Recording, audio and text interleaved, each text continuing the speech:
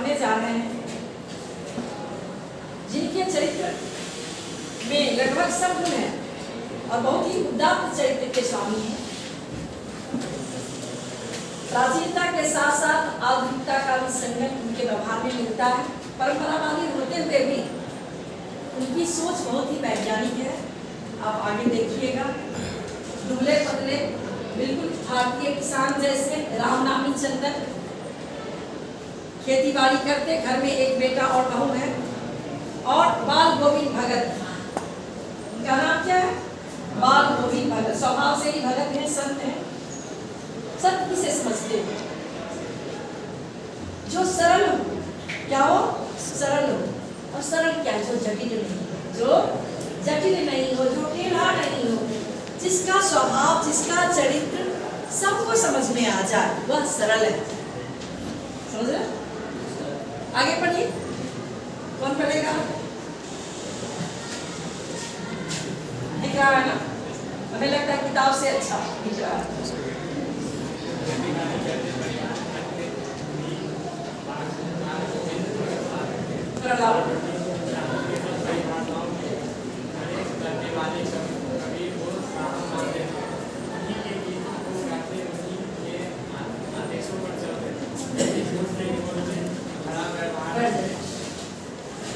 कबीर के बातों को मानते। भगत साधु थे, साधु की तरह सब परिभाषाओं में खरे उतरने वाले। कबीर को साहब मानते थे, उन्हीं के गीतों को गाते, उन्हीं के आदेशों पर चलते, कभी झूठ नहीं बोलते। आपने संत कबीर का नाम सुना है? सुना है ना? कबीर बहुत बड़े संत थे और पूरे गृहस्थ थे। क्या थे? घर छोड़ने की उन्हें आवश्यकता नहीं पड़ी। हम किसी भी परिस्थिति में अपने चरित्र को साधु बना सकते हैं। साधु मतलब सरल, और जो दूसरे के लिए हितकारक हो। क्या हो? हितकारक हो, जो दूसरों की चिंता अधिक करते हो। तो कबीर के जीवन में बहुत ही सादगी थी। क्या था सबसे पहला? सादगी, सीधे साधे। भय नाम का कोई चीज नहीं था। कबीर की बातों को आज भी पढ़ोगे तो सोचो, उस समय जो वो लिखे हैं, कहीं उनमें न भय और न प्रीति, दो चीज से ऊपर उठकर कबीर ने कहा। कबीरा संगत साधु की, जो गंधी त्यों बास, जो कुछ गंधी दे नहीं त्यों भी बास सुवास। उन्होंने संगति के बारे में कहा है कि मानव जीवन में संगति का बड़ा ही महत्व है। हम किसके साथ रह रहे हैं, उसी का गुण और दोष सीखेंगे। तो उन्होंने सिर्फ संगति पे नहीं, लगभग हमारे जीवन में काम आने वाले प्रत्येक नीति पर कुछ न कुछ दोहा लिखा है। कबीरदास ने कोई दोहा याद है तो बताइए।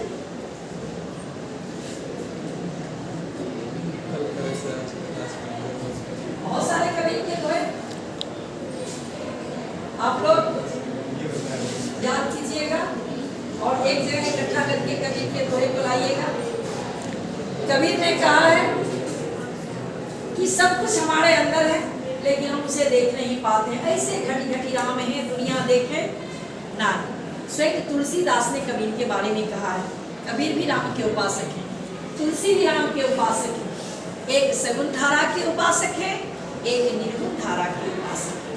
कबीर कह रहे हैं कि राम हमारे मन में रमन करता है। रमन्ते योगिनो यस्मिन् सो रामः। जो हमारे मन में रमन करे वह राम है। और तुलसी के राम महाराज दशरथ के पुत्र हुए। स्वयं तुलसीदास लिखते हैं कि हमारा राम, मेरा राम तो एक रावण का वध किया, लेकिन कबीर के राम बहुत सारे रावण का वध करता है। अब इससे आप क्या समझे? जिसका विचार ही राम स्वरूप हो गया तो उसमें दानवत्व का नाश हो गया। तो अपने अंदर के दानव का विनाश किया, तभी हम राम बने ना। क्या बने? राम बने। जब देवासुर संग्राम खत्म हुई, राक्षस और देवताओं में दोस्ती हो गई, दोनों के गुण अवगुण हमारे अंदर आ गए। जब तुम्हारा क्रोध बढ़े तो सोच लेना वो राक्षस वाला पूर्वज हावी हो रहा है। और जब अच्छी अच्छी विचार आए, सत्कर्म में मन लगे, तो सोच लो कि ये देवत्व का जो अंश हमारे हैं अंदर है वह हावी हो रहा है। तो आप अपने अंदर के राक्षस को पहचानिए, आप अपने अंदर देवता को पहचानिए। दोनों चीज आप समझते भी हो, लेकिन उसे उसका दमन नहीं करते हो। दमन करना कैसे करोगे? अभ्यास के द्वारा। कैसे करोगे? अभी बहुत बच्चे यहाँ होंगे, किसी का मन कहीं और होगा। अभी बायो क्लास खत्म हुई है, लगातार हिंदी 40 मिनट बैठना इतना आसान काम तो है नहीं। दिमाग कहीं और होगा, मन कहीं और होगा, लेकिन 40 मिनट यहाँ लगाना तो हम अपने अनेक इच्छाओं का दमन करके हम अपने लक्ष्य की तरफ क्या होते हैं? प्रेरित होते हैं। क्या होते हैं? प्रेरित होते हैं। अब हम थोड़ा आते हैं। कबीर सरल थे, साधु थे, खरे बोलते थे, कोई लाग लपेट उनके बात में नहीं होता था और सबका हित चाहते थे। बाल गोविंद भगत कबीर को मानते हैं और इनका स्वभाव भी वैसे। कबीर को साहब मानते थे, उन्हीं के गीतों को गाते, उन्हीं के आदेशों पर चलते और कबीर झूठ नहीं बोलते, खरा व्यवहार करते, व्यवहार बिल्कुल साफ करते। हो सकता है उनके व्यवहार से किसी को दुख हो या सुख हो, लेकिन जो सही होता वही करते। कभी जो कुछ खेत में पैदा होता सिर पर लादकर पहले उसे साहब के दरबार में ले जाते, जो उनके घर से 4 कोस दूर पर था। एक कबीर पंथी मठ से मतलब आज भी हमारे परंपरा में है कि हम कोई भी चीज लाते हैं तो एक हाथ से निकाल करके रख देते हैं। भाग भाग समझते हैं ना, अन्न का भाग, जो जिस पर हम जिसको मानते हैं मठ में साधु को या कोई आया उसको देने के लिए। इन सब के ऊपर मैं तो मुग्ध था, उनके मधुर गान पर जो सदा सर्वदा ही सुनने को मिलते। अच्छा देखो, बहुत अलग अलग कैरेक्टर इनमें था। एक तो वो कबीर को मानते थे, दूसरा वह सदगृहस्थ थे। क्या थे? सदगृहस्थ थे। आजकल जो बॉलीवुड करता है और हॉलीवुड करता है वह काम अपना गांव के लिए करते थे। जब खेती करके किसान थके मानते अपने घर में आते थे तो इनके यहाँ भजन मंडली बैठती थी और ये खजरी बजाते थे और गाते थे और इनके ताल में पूरे गाँव वाले नाचते थे और गाते थे और थक के फिर सो जाते थे और फिर अगली सुबह उठकर अपने अपने काम में लग जाते थे। आज हम इस मनोरंजन में कितना पैसा बर्बाद करते हैं कि नहीं? और कुछ मूवी के बीच बीच में एडवर्टाइजमेंट भी आता है जो हमारे दिमाग में कितनी विकृतियां भर देती है। 10-15 एडवर्टाइजमेंट तो आएगा, एकदम उलझ जाओगे कौन अच्छा है कौन बुरा है, किसको एक्सेप्ट करना है किसको रिजेक्ट करना है। यही सब इतना दिमाग में चलेगा तो फिर जगह नहीं बचता। आप कंप्यूटर के दिमाग को यूज करते हो लेकिन भर जाती है तो उसे साफ करना होता है ना, होता है कि नहीं होता है? हमारा दिमाग भी वैसे 50 चीजें एक साथ चलने लगी, अगर हम निर्णय नहीं लेते हैं तो वह हमारे लिए क्या है? हानिकारक है। तो सोचो आज के लिए हम मूवी देखते हैं, सो कॉल हमारा जो मनोरंजन होता है उसे कोई बढ़िया मनोरंजन कभी क्या था? तो ये अपने गांव वाले का मनोरंजन भी करते।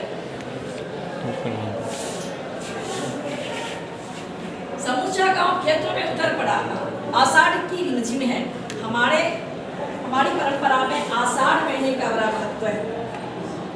अभी आषाढ़ खत्म हुई या सावन शुरू हुआ, हर महीने की अपनी विशेषता है। महाकवि कालिदास ने लिखा है आषाढ़स्य प्रथम दिवसे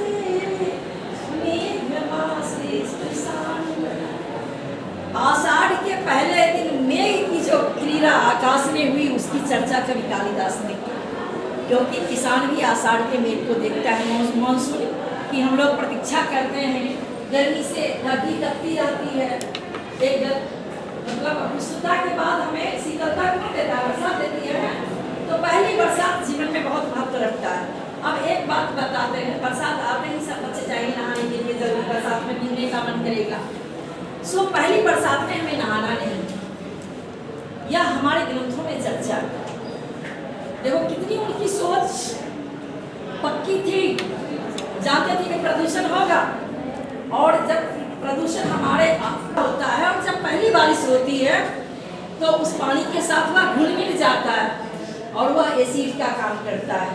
तो पहली बारिश से नहाने वाले लोगों को स्किन प्रॉब्लम हो सकता है। इसलिए कहते हैं ना, जैसे कोई भी फल हुआ तो पहले मत खाओ। हमारे परंपरा में रहा पहली चीज किसी को देने की, नदी में डालने की जो परंपरा रही, इसमें भी वैज्ञानिक कारण है। जब तक बारिश नहीं हुई कोई फल आप खा लिए तो वह बहुत ज़्यादा हमारे लिए लाभदायक नहीं होता है।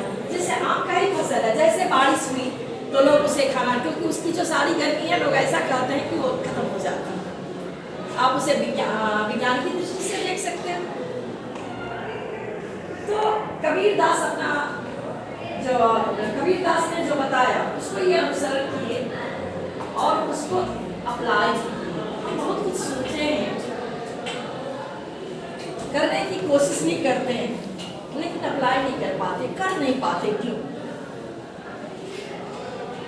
क्योंकि कोई भी काम करने के लिए एक चीज है,